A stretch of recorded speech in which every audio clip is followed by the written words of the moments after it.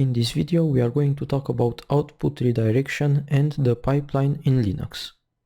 And before we begin the video, I want to mention that if you just found this video, please know that this is a part of a bigger series about Linux for Windows admins. So if you are interested, just go to my channel and find the playlist with all the videos so you can watch in order. Also, all the code and presentations that you see in my videos is on my GitHub page, which is linked in the description. If you enjoy these videos, please like them, also consider sharing them if you want to, and if you are not subscribed and would like to receive notifications from my channel, then also subscribe and ring the bell. So to discuss about output and input redirection, first let's discuss about a typical command flow in Linux. You start with a command and of course you have to give it an input. Usually this would be, for example, the server name for ping or any input you would think of. And the command runs, and usually the command also returns an output, which 90% of the times means text on the screen. To go a little further with this, the input that you give the command is actually a stream, which is called stdin or standard input, and by default this is represented by your keyboard. And the output that the command will give you is a stream that is called stdout or a standard output, and by default it's your screen. So with that out of the way, let's talk about the subject of the video, which is redirection. To redirect output from a command, you would use the greater than symbol. But just be aware that if you use the greater than symbol, the file that you will redirect to will be overwritten. If you don't want to overwrite the file but actually append to it, there's also a solution for you. You can use two greater than symbols. And with this you can actually append to the file that you select as many times as you want. To redirect the input, you would use the less than symbol after the command that you run. And if you come from the Windows world, which if you are watching the series, it's most probably you are, then you should know that these things are also available in Windows and they work exactly the same way. And before I will show you actually how to use the redirection, let's go a little more in detail and talk about a third stream that I haven't mentioned. So a command typically has three data streams: the input stream, the output stream, and the error stream: stdin, stdout, and stderr. These three streams or files have different codes or descriptors because they have to be uniquely identifiable. And stdin has the code 0, stdout has 1, and standard error has 2. And here is now the complete flow of running a command. You start with the input from stdin, the command runs, and then generates output. And first comes the standard output or the default output, which is the text you usually see on the screen, and also the error output, which is sent to a different stream called stderr. And standard output and standard error are actually by default both sent to the screen. Let's see now how to use redirection to manipulate these three streams of data. So I have my Linux here. I connected to it using SSH, and here is a text file with a couple of commands. First, let's start with something simple. I want the current date to be placed in a test file. So the command date generates the date as you saw in the previous videos. This is the symbol to redirect the output, and test is the name of the file where the output should be placed. Let's see. And you see that now test contains the following string.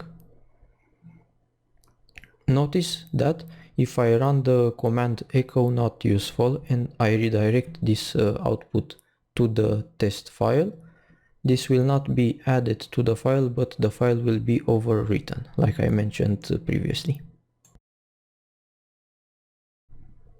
So our date is gone and now we are left with not useful, which is not really that useful, to be honest. So let me show you how to append to this file.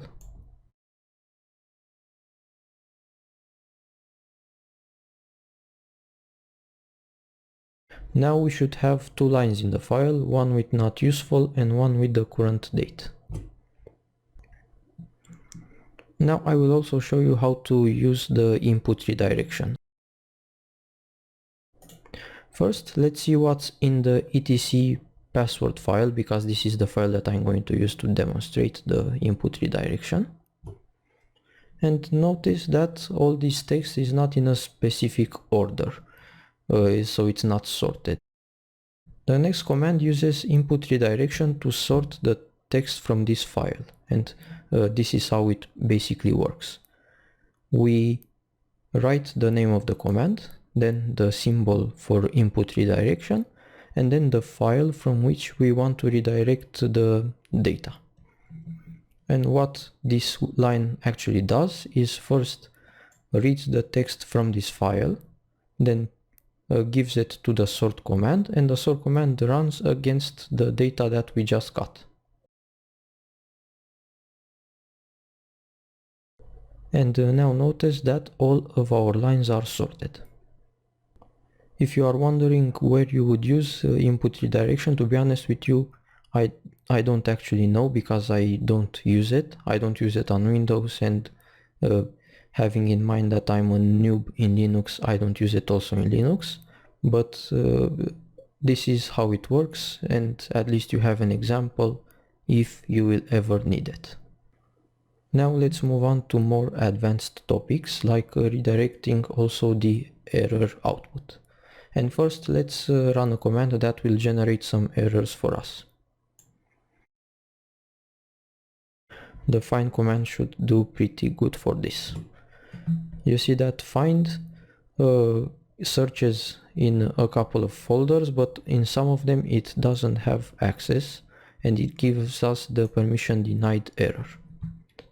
And this is perfect for us for our next command, because if we run this command and we use this symbol, we can redirect the error string. And why is this doing exactly this? Because this symbol is used for output redirection, and the number 2 means that you want to redirect the file descriptor with ID 2, which is std error.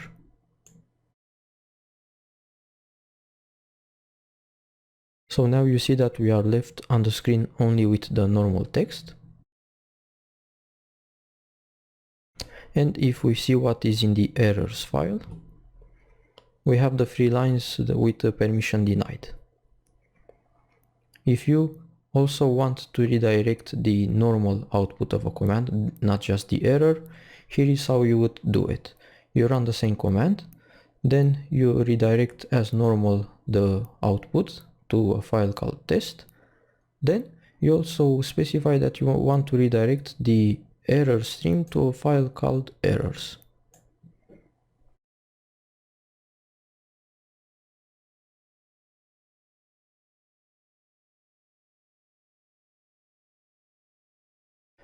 And you see that in test we have the 3 files that worked, and in errors we have the 3 permission denied messages.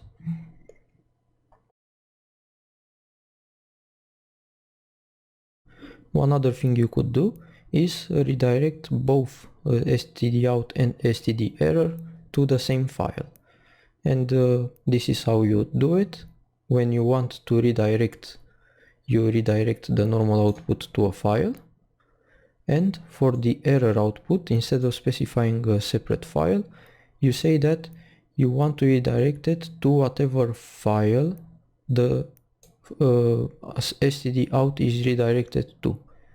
And remember that stdout uses the descriptor 1. So this is what this part means.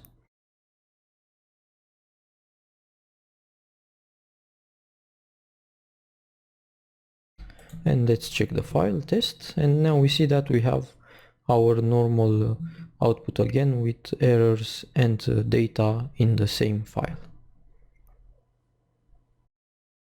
One last thing with redirecting is that if you don't need a specific text to be placed on your screen or in a file, you can also redirect this text to the null file. Basically, this means that you will throw that text away.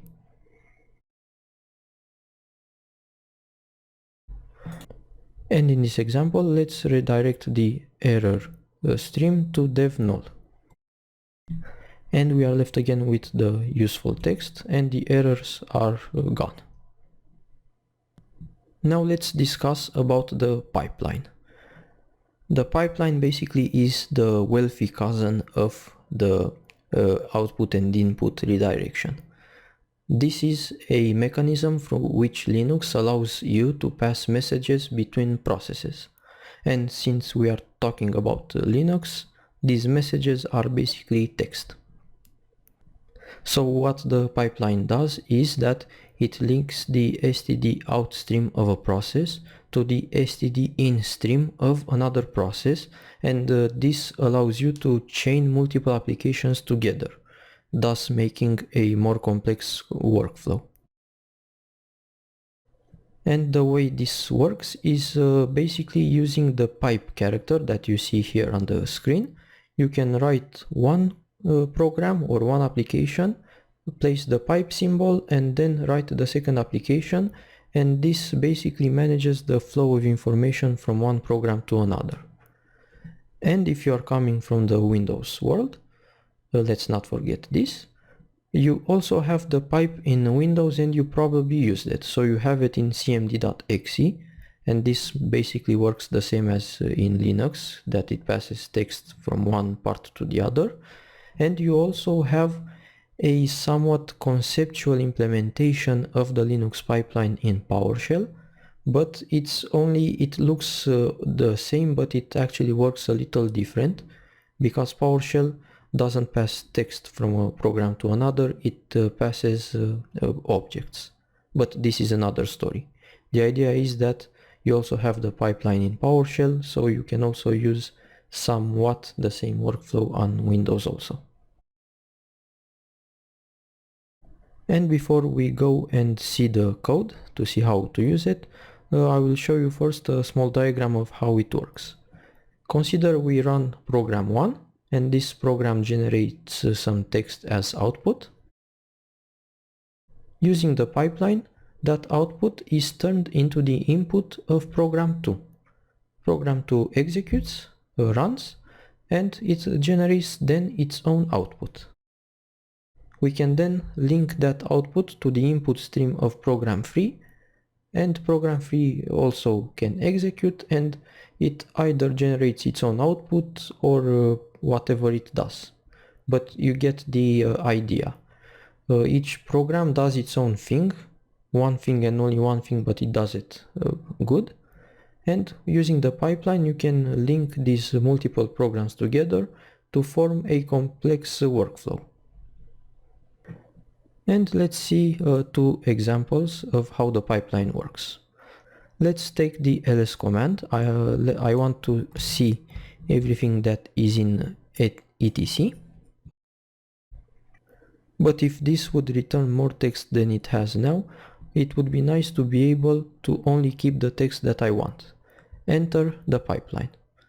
The output that ls generates can be passed through the pipeline to grep, and with grep we can then search for this word in our text. And now you see that it's more manageable, we only have 2 lines of text because we now have only what we need. So this was how to link 2 programs. Let's see 3 programs. For example, let's take cut and take the content of this file.